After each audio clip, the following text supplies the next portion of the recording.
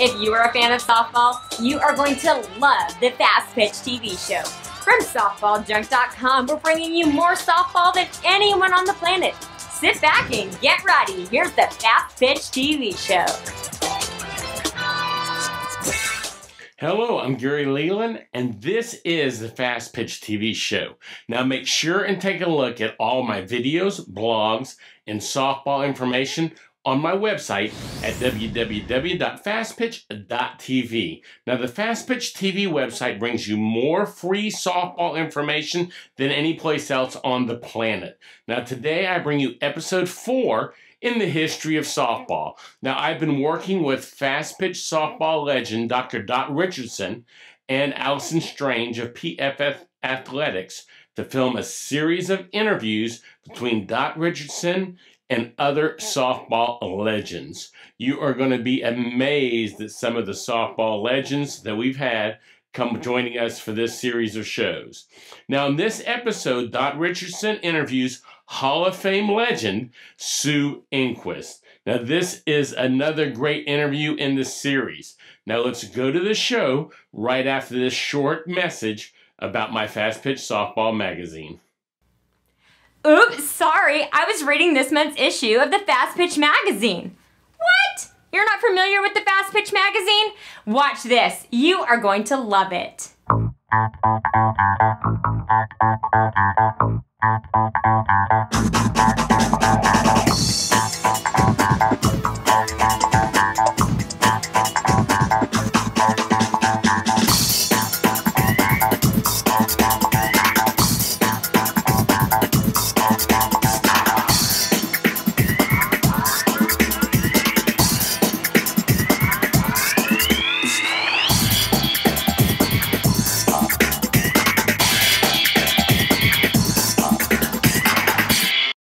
Looks great, right? Want to find more about the #1 coaching tool on the internet? Go to fastpitchmagazine.com today. There are no words that can express how humbled I am right now to be sitting amongst one of the true legends in our game. Sue Enquist is beyond words, and it's really hard to identify you by one word or even, I'd say, 20 words, because you have so much history to share, and we want to captivate that history. But my first thing is, why we're sitting right here is congratulations, finally getting inducted into the Amateur Softball Association Hall of Fame. Congratulations. Oh, thank you so much. It's such an honor, and I don't think you ever really can say finally, right? It's just to be in this. Come on, you know, you should have been here the day you were born. I love that. One Bruin speaking to another Bruin, right? We're a little bit biased, but it's just been an honor. The people that have been inducted, and to share this space with them and so much history, it just means a lot to me. Well, let's start in the beginning. Okay, I don't know if the viewers have that kind of time, but we can give it a shot. Okay, I have to say, the first time I met this woman, I'll never forget. A ground ball was hit to me at shortstop. I'm an Orlando Rebel at the time, women's majors. This is a Ray Bestos breakette. And she has got all this hair and this ponytail in the back here, and I've heard about her that she played rugby. Yeah, rugby. Yeah. Okay? Yeah, I played rugby. You hit me a ground ball, I throw it to first, the umpire calls you safe because you slid to first base. Right. Yeah, I played rugby, and I was 175 back then. I weighed 175 pounds. So she was a big girl. Strong. Yeah, so she was a strong girl. So take me to Southern California growing up. I heard you served. Tell us about women's and girls' opportunities when you're young. Well, I'm very fortunate that I was raised by parents that never really put limitations on me. So they put me in the conditions where I could thrive as an athlete. They knew that's where I felt the most confident, and as long as I took care of school and could go out. And I really got into ball through my brother, through baseball, and his Little League coach. They actually took me in and made me an unofficial team member. And I used to get BP at the end of practice. That's right. Yeah, exactly. And that really was my first time being on the field, throwing a ball. And he was the first person that said to me outside my family that I remember like it was yesterday, that you have something special, don't ever let go of it. And you always hear that from your family, but to hear it from an outsider, it was very impactful to me, and I tried to hang on to it for decades and never really left the game. So fast forward, it was back in the day that I got my exposure to go to UCLA because I played boys baseball in high school. So did Sharon see you play? I mean, who saw you? No, actually, it was kind of controversial. Title IX had just become activated in the early 70s. I was a junior, and this was in 1974, and I was the first girl to be playing on a boys baseball team. And the Los Angeles Times picked it up and did a story. UCLA saw the story. Of course, my mom, Mama E, was sending articles about it everywhere to all the colleges, but a lot of people don't realize I was actually set to go to Cal Poly San Luis Obispo. Wow. And that's where I was going to end up going. UCLA came into the picture. I went up there for a visit, and it just felt so natural. And so I actually was already at UCLA before Sharon Backus came. No. Right. Well, who was the coach? Bob Chafee. Serious? Bob Chafee was my first coach at UCLA, and a lot of people think of UCLA as a perennial national champion, but when I got there, we had just been activated as an intercollegiate sport. And what about scholarships? I mean, I was the first scholarship.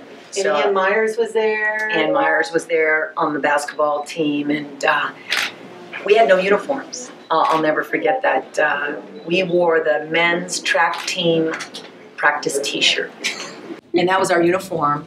And when Sharon came in my sophomore year, she talked about how it doesn't matter about the uniform. It matters about who's wearing the uniform. And I really ran with that. And by our senior year, Sharon Backus developed a system that allowed us to go into postseason non-ranked. We didn't have a lot of money in our budget, and we were the only team that had shorts. Everybody else had pants back in the day. And we went into that tournament, and no one even scored a run off us. We had some great pitching. We had some key hitting. And now this is the Women's College World Series, but really it was a national championship for AIAW, the Association of Intercollegiate Athletics for Women, right? Yes. And NC2A, the merger with AIW and NC2A had not occurred yet. That was during my time. Yep, that was in 1978 when I was a senior. We won that title, and we really just tried never to look back and move forward and build on that success, and that's what we did. Now, you'll never realize this. Because of that effort, yes, a young girl in Orlando, Florida, at Colonial High School, in the gym, when asked where she wants to go to college, she said UCLA. Why? Because UCLA that year won the national championship in every women's major event, which was volleyball, basketball, track and field, and softball, which was you. And that young girl is me. Yeah, that's a crazy story. I mean, it was unbelievable. And how our paths came together, it was really through, we actually found God through Billy Moore. Oh, yeah, yeah. Billy Moore, who was a great UCLA basketball coach and part of the national basketball program, and she actually knew about you through the national team, and she had seen you and play softball and told Puerto Rico, right? Yes. Pan American Games. Yes. But typical Sue, she's moving it in my direction, but this is about you. Now, got it. So you have won a national championship. Then what happened?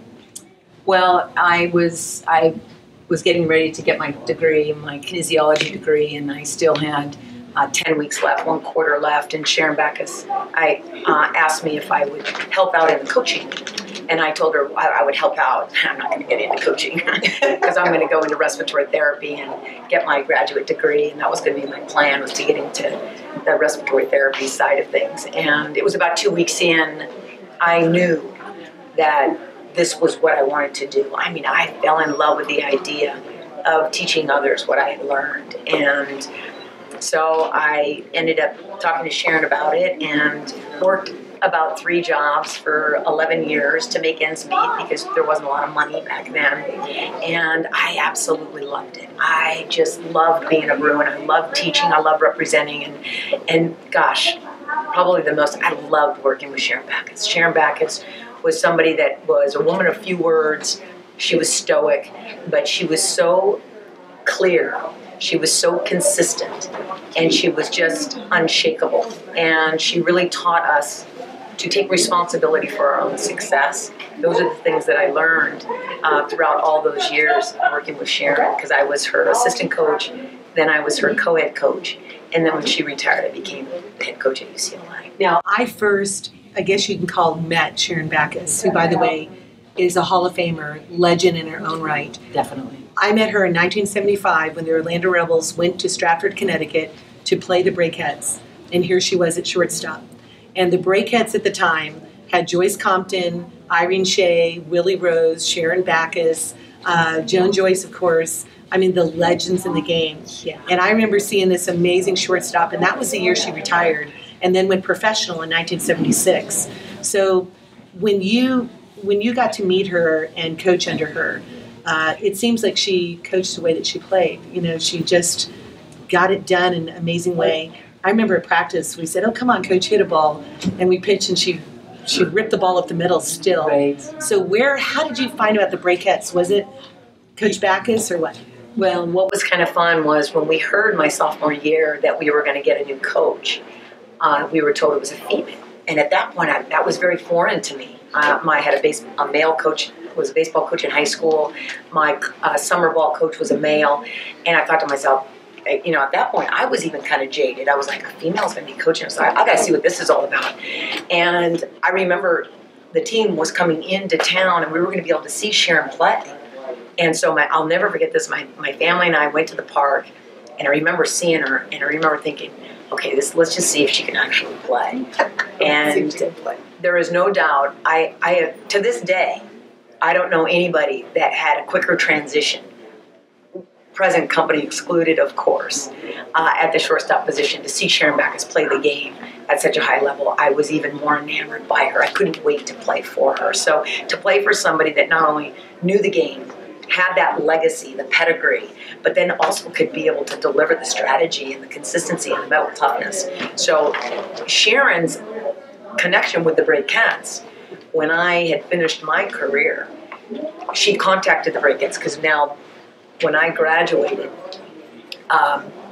when I was in not when I graduated, but when I was in the middle of my career, she contacted the Breakettes and said, "Hey, I've got a center fielder. She can play, and are you interested?"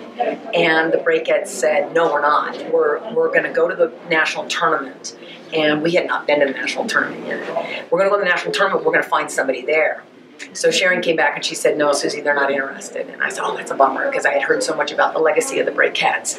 And about 10 days later, Sharon called me and she said, "They want you." And I said, "Oh, that's awesome." Of course, at that point, I had to realize I wasn't going to be able to bring my surfboard because during the summer. Southern California, Connecticut, okay? Yeah, I would compete in the summer, and it was that realization of like, wow, I'm leaving my surfboard behind, and I'm going to take this huge leap. And it was intimidating because the Breakettes were so good. And I can remember going, and it was an amazing story. I'm going to go off the rails a little bit, but I remember it like it was yesterday. And Sharon's like, "Susie, just play your game. The one thing you can always lean on is you got a great eye. You very rarely strike out. Just go out there, see the ball, hit the ball." And I love that mantra. And I remember the day I arrived was the day Ralph Raymond had the heart attack. And so the bus was waiting for me. I came straight from JFK Airport, went right to the bus. And I get on the bus, and John Stratton, who became hours before the acting head coach of this icon, Ralph Raymond, who had a heart attack. And John gets in front of the bus and he says, "This is Susie Enquist from UCLA." And everybody just kind of looks up and like, "Hi." I mean, everyone was so devastated. And I thought, I hope that this Ralph Raymond makes it through, because the sadness that everybody felt was so empowering. I just scattered at the end of the bus. We go down to Pennsylvania. It's my first at-bat. And I strike out every single at-bat. I had 4 at-bats, and I struck out every single time. I was devastated. I'm thinking going back to the bus, I'm thinking, they're going to send me home. I'm going to be the shortest lived Breakette in the, "Hey, thanks, Susie, but no thanks." And I'll never forget John Stratton came up to me after. Now, remember, I've known John Stratton now for 24 hours. And he says, "Susie, I've never seen anybody look so good swinging so poorly." And I love that. I just love that here's the reality, you stunk, but you look good going after it. And I thought, this is going to work out okay. And John went on and took over the team that year, and with a bunch of rookies, because all of those icons turned pro. This was 1976? I think it was, I arrived in 75, and it was in 76, my second summer as a Bruin. And well, what had happened is in 1975, Joan Joyce started discussions with Billie Jean King about starting a professional level. And so a lot of the true pioneers that are in this Hall of Fame, they decided that they were going to invest in a professional level. Right. And I will never forget, because the national championship for ASA women's majors was in Stratford, Connecticut that year. That's right. And all these brand new, you guys were called the Breakette Babies. Yes. Young players were taking the spots of the Joan Joyce and Irene Shays and Sherry Backus and Willie Rose, these like legends, right? And you guys were playing. Barbie Rinalda pitching, 6 foot, in the center. You in center field throwing left-handed, you hit right-handed. And I'll never forget that national championship, because Marge Ricker, our coach, introduced me to one of the legendary Breakettes, which is Bertha Ticky. Oh. And she had a ball signed by Bertha Ticky. Yes. I was in center field watching you play. I was behind you, and gave me this ball and said, you may not realize this, Dot, but you will one day, how impactful this signature and this woman is in the sport. But take us to that championship, because everyone was gunning for you guys. It was like, no way you can live up to the legends. Well, it was really interesting, because when we all got together and they recruited us from all over the country, and we really kind of felt like the Yankees had left. Yeah. And now we're thrown in that same scenario with the same expectations and the same hatred for the Yankees, which were the Breakettes. Why? Because they won all the time. They won all the time. And John Stratton just had a constant message about we're going to play our game, and our game is going to be good enough. We're going to play the way you play. That's going to be good enough. And he said it all summer long. John Stratton had a huge impact on me, because that first year there was so much unknown, and there were so many people that didn't know each other. He had that constant message. He had this quiet swagger. Like, you play that way, we're going to be fine. We do this, this, and this, we're going to be fine. And I just love that whole idea of coaching from affirmation and not what we're not, because he could have very easily gone through every position and articulated what we weren't, because we were really a work in progress throughout the summer. And we're picking off teams, day by day. And to be honest with you, Dot, when I talk about that first championship, I always tell people it felt like a wedding to me. All of it's a blur. We were all sleep deprived, but we never were tired. And that was the start of the new legacy of those baby Breakettes. But people don't realize, as we're talking about this, the attention the sport was given. Oh. Every time you went to play the Breakettes, there were like 3,000 to 4,000 people watching. And when I played with the Orlando Rebels, we never had less than 1,000 people watching us. Right. And people don't realize at that time, it was like women's fast pitch was this addiction, if you would, by so many people loving the game. And it's just amazing to think now we don't have a women's major level. Right. We've bypassed that with college. But, I will never forget that, because it taught me that you have these pioneers and legends, and then it keeps give to the next generation. Right. And you guys were taking that step of domination, really. Well, and we felt the sense of responsibility that we understood the standard, and Ralph came back.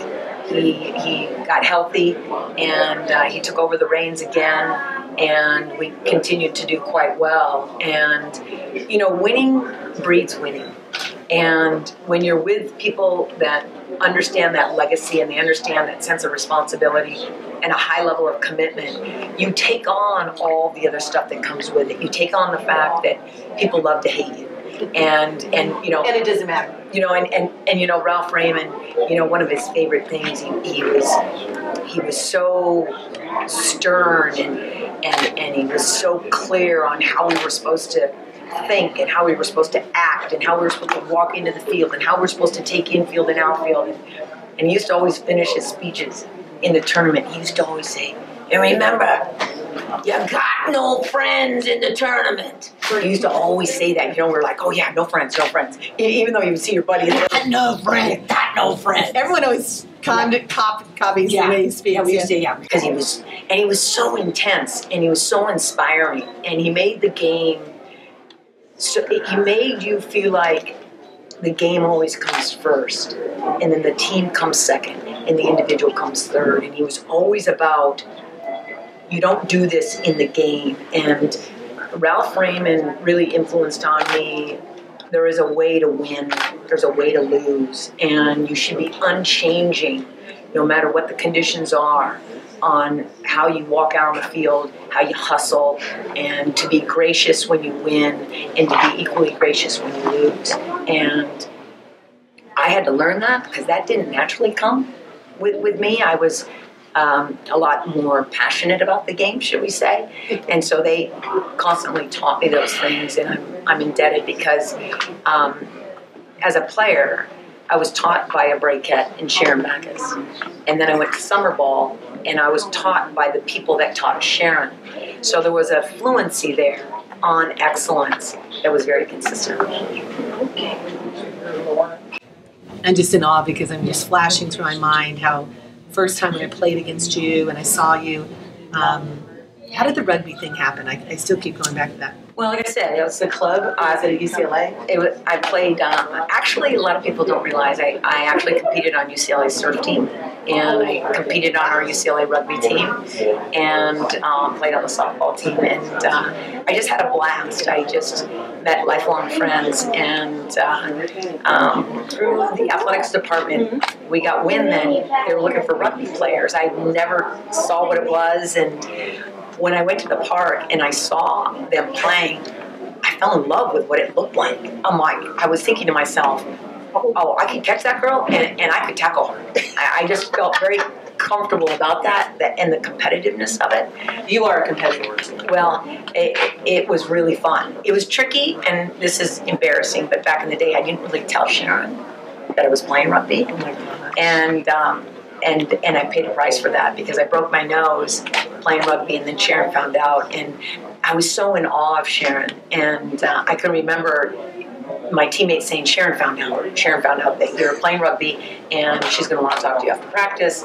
And I remember, and I was kind of a toughie, right? I was that toughie kind of girl on the team, and Sharon was a woman of few words. And we had 3 signals: bunt, steal, hit and run, with a high standard of fanaticism on the fundamentals. And she's like, Susie, can I speak with you? Sure. She said, I just told you that we were going to focus on one sport. I asked everybody to focus on one sport, and here you are. This is extremely selfish. And when you can feel that feeling, you're getting ready to cry, you're getting ready to just, it's coming, and you're fighting it, you're coming, and you're trying to keep it down, and all of a sudden, and now once you start doing that breathing, now you're in the next thing you know, I'm just like, I'm sorry, Sharon, I'll never. And by now I'm like just full, because I was so embarrassed, and I let Sharon down, I let the program down, and that's one of my favorite stories, looking back at how selfish I was. And yet I did have a blast playing rugby, but it was a great lesson for me. And Sharon, how she disciplined you with just this cold, quiet. She wasn't a rager. She was just, Susie, I'm just really disappointed, which put me just right. Yeah. We both played for Sharon, so we know that. Oh, absolutely. And that's when you really respect someone, is when you feel you let them down. Like parents like that. They don't have to yell. You just, that type of thing. Well, when I look at you, and you might say, Dad, how are you qualified to do that? For those that are watching, I played against you. Part of the Orlando Rebels women's major level when you were Braquette. But we were also teammates in 1979 at the first ever USA Pan American team to go to San Juan, Puerto Rico. And that was my chance. And I will never forget a moment. And I think this is really impactful. In the 1996 Pan American Games in San Juan, Puerto Rico, there's a couple things I remember. Number one is when the Twix bar first came out. I don't know if you remember that. Oh, I remember. Because we were in the village, and they're giving us all these Twix bars, and I'm like taking the whole box with me, right? That's when I was younger. But I remember, Diane Schumacher, Sylvia Ortiz, yourself, Kathy Strand. I go on with these legends.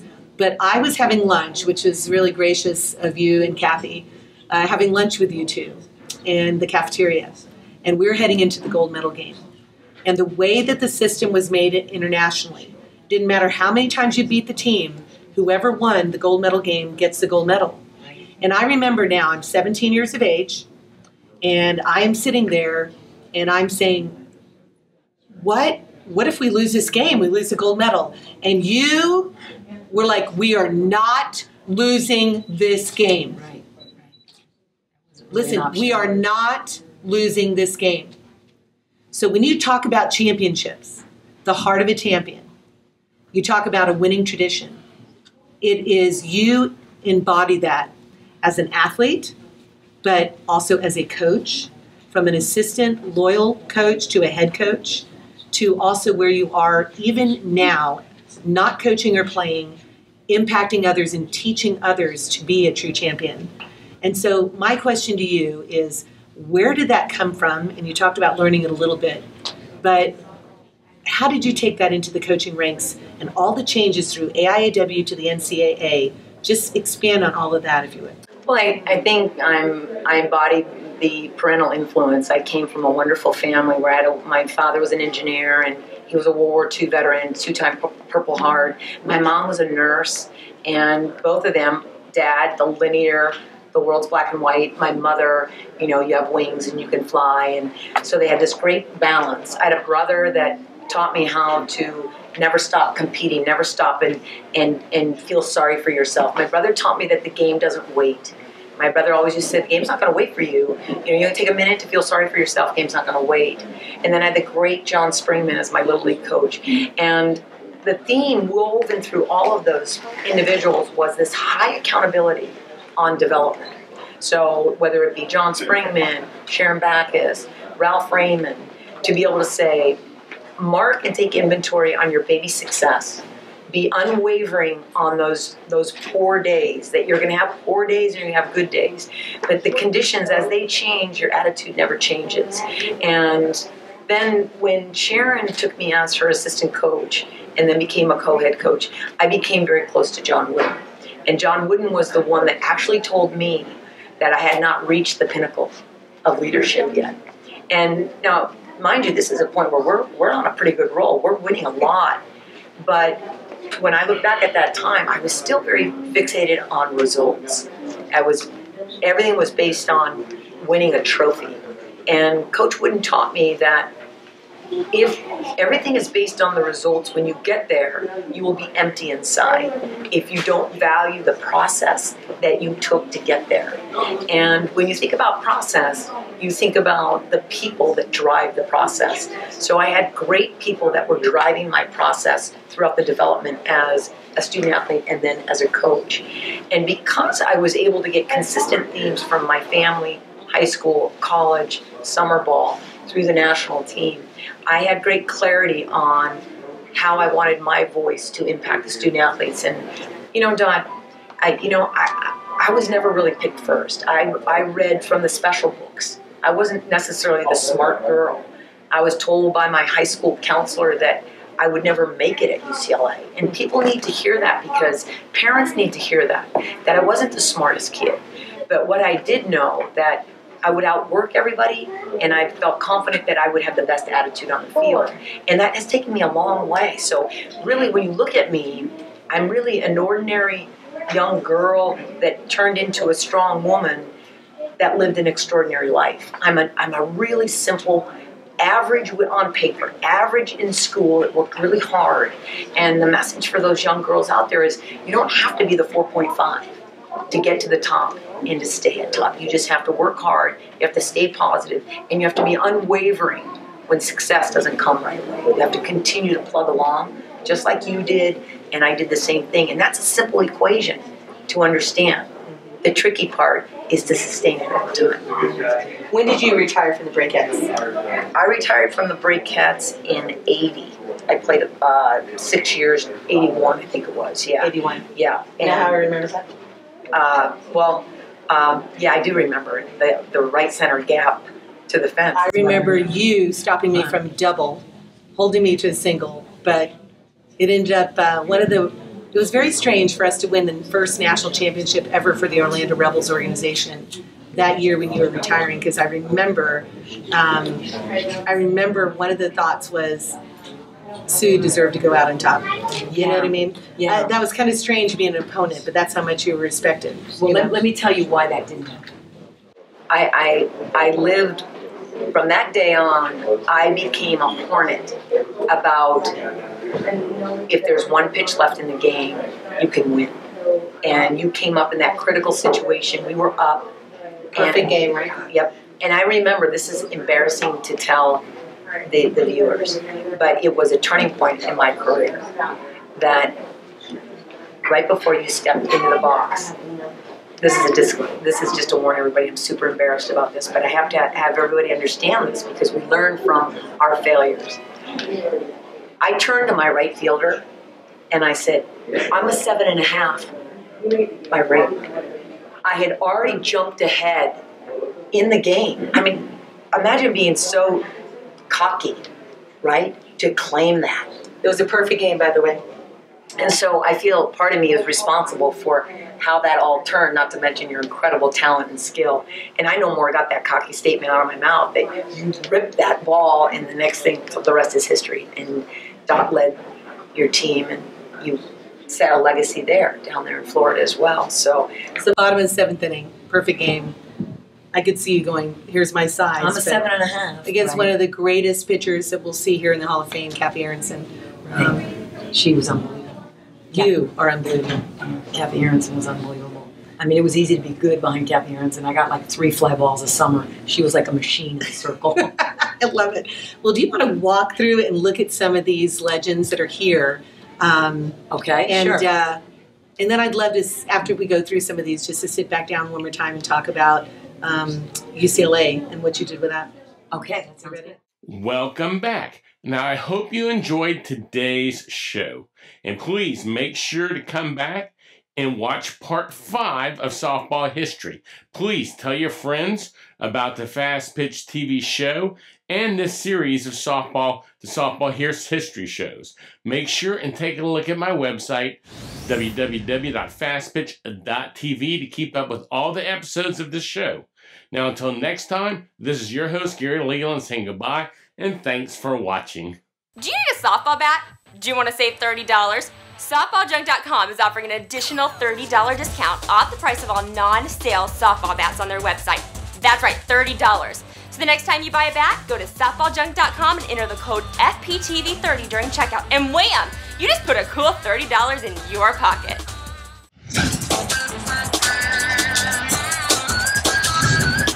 This show is a member of the Fastpitch TV network.